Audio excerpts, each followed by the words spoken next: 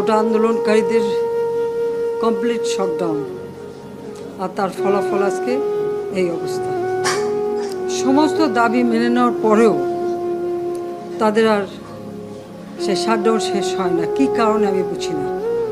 আমরা তো সম্পূর্ণ দাবি মেনে নিয়েছি, একটা মানলে আর একটা, আর একটা মানলে আরও একটা, আর এর ফল আজকে জ্বালিয়ে পুড়ে সব একদিকে সরকার, আর আজকে কত মানুষ জীবন হারালো, কতগুলি মানুষ পঙ্গু হয়ে যাচ্ছে, কতগুলি মানুষ।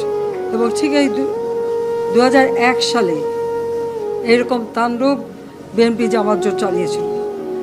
আওয়ামী লীগের প্রায় 21,000 নেতাকর্মী হত্যা করে, কত মানুষ গুলি খেয়ে তাদের ঘর বাড়ি হাত পা কেটে দেওয়া, চোখ তুলে দেওয়া, মেয়েদের রেপ করা, এই তাণ্ডব ছিল। আবার 2013 সালে অগ্নিসন্ত্রাস, 13, 14, 15 আগুন জ্বালানো, সব যে গাড়ির ভিতরে, বাসের ভিতরে মানুষ, সেখানেও আগুন জ্বালানো। 23 সালে সেখানেও সেই তাণ্ডব, আর প্রতিবারই পুলিশের উপরে আঘাত, পুলিশের হত্যা, মানুষ মেরে ঝুলিয়ে রাখা, পুলিশ মেরে ঝুলিয়ে রাখা, গাজীপুরে আমাদের কর্মী মেরে ঝুলিয়ে রাখা। এটা কি ধরনের রাজনীতি আমরা জানি না। যেখানে দাবি করেছে প্রত্যেক দাবি আমরা মেনে নিয়েছি। আর মামলা তো তাদের না, আমার করা প্রজ্ঞাপন হাইকোর্ট বাতিল করে দেয়, সরকারের পক্ষ থেকেই তো আমরা আপিল করি, এবং ওই হাইকোর্টের সে রায় সেটা স্থগিত করে দেওয়া হয়। তাহলে তো আবার কোটা থেকে যায়। তাহলে আন্দোলনটা কিসের জন্য ছিল? একেবারে শাটডাউন করে সবাইকে তারপরে মারা।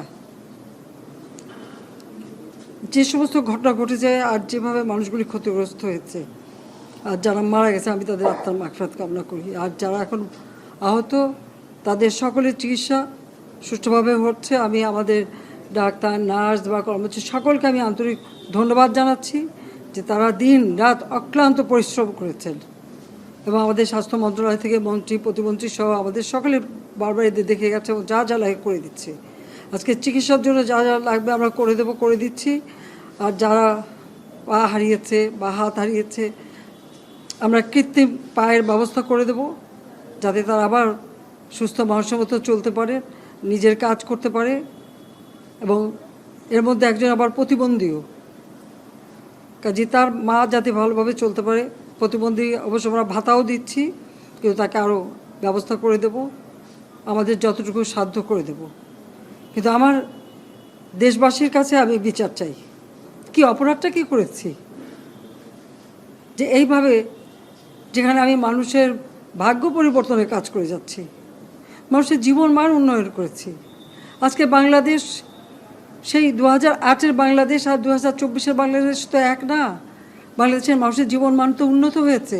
আমাদের অর্থনীতি আজকে কত কত উপরে উঠে গিয়েছিল, এবং এটা মনে হলো যে এটা আর কিছুই না। এটা আমাদের অর্থনীতিকে সম্পূর্ণ পঙ্গু করে দিয়ে বাংলাদেশকে আবার ভিক্ষুকের জাতি করে দেওয়া, এটাই বোধহয় এদের পিছনে ষড়যন্ত্র। সেটাই হচ্ছে সবথেকে দুঃখজনক, যে দিন রাত অক্লান্ত পরিশ্রম করে বাংলাদেশটাকে যখন একটা জায়গায় নিয়ে আসলাম, আজকে সেখানে দেখি এই একদিকে জ্বালাও পোড়া সব কিছু। ঠিক যে প্রতিষ্ঠানগুলি মানুষের সেবা দেয়, আজকে মেট্রো রেলে চড়ে মানুষ কত অল্প সময়ের মধ্যে সময় বাঁচিয়ে কর্মস্থলে পৌঁছাতে পারতো, আবার ফিরতে পারতো। সেখানে ছাত্ররা, চাকরিজীবী, সাধারণ মানুষ সবাই তো যেতে পারতো। সেই স্টেশনগুলি পুড়িয়ে এখন ট্রাফিক জ্যাম, মানুষের কষ্ট। আমি তো কষ্ট লাঘব করেছি, কিন্তু যারা এইভাবে আগুন দিয়ে পুড়িয়ে মানুষের সে কষ্টে আবার ফেলে দিল, তাদের বিচার দেশের মানুষকেই করতে হবে। আমি খালি সকলের সহযোগিতা চাই। আর এইভাবে মায়ের কোল খালি হোক, এটা আমি চাই না। কারণ আমি তো বাবা মা সব হারিয়েছি, আমি তো জানি হারাবার ব্যথা কত কষ্ট। কিন্তু সেই কষ্ট বুকে নিয়েই তো ফিরে আসতে এদেশের মানুষের জন্য। এখানে আমার তো কোনো চাওয়া পাওয়া নেই। আমি তো আমাদের ছেলে মেয়ের জন্যও কিছু করিনি, শুধু তাদের লেখাপড়া, নিজেরাই চাকরি করছে, নিজেরাই পড়েছে, আমি কতটুকু করতে পেরেছি। কিন্তু আমি দেশের মানুষের জন্য করেছি।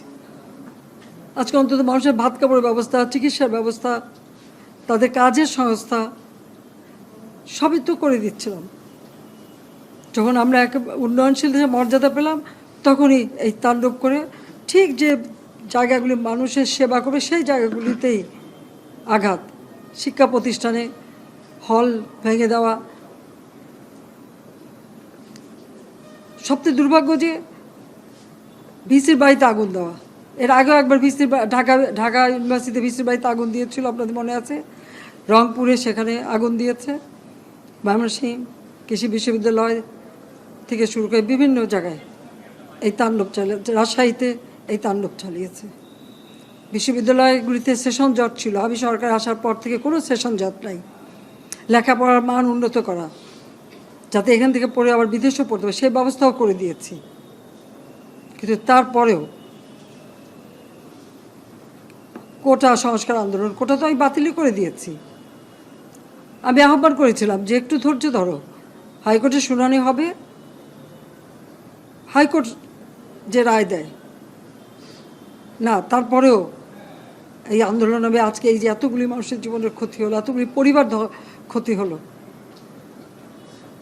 এর দায় দায়িত্ব কাদের? আমি দেশবাসীর কাছে সেই আহ্বান জানাবো যে এই ধরনের ধ্বংসযজ্ঞের জন্য এই দেশকে নিয়ে একটু চালাতে না পারি। আমি সকলে সাহায্য চাই, আর আমি চাই না এভাবে মায়ের কোল খালি হোক আর এভাবে মানুষ অসহায় হয়ে পড়ুক। এই হাসপাতালটাই তো আজকে আপনারা দেখেন কত সুন্দরভাবে করে দিয়েছি। কিছু নেই হাসপাতালে, একটা লিফটও ছিল না আমি যখন সরকারে আসি। আর সেই এই হাসপাতালও আমার আব্বা স্বাধীনতার পর জাতির পিতা বঙ্গবন্ধু শেখ মুজিবই করে দিয়েছিলেন। আমি সেটা উন্নতি করেছি বলেই তো আজকে চিকিৎসা দিতে পারছি, নইলে এত রোগীর চিকিৎসা দেওয়া কোনোদিন সম্ভব হতো না। তো আমার কি এটাই অপরাধ যে আমি মানুষের জীবন মান উন্নত করার জন্য কাজ করেছি, আর সেই জায়গাগুলিকে হামলা করতে হবে?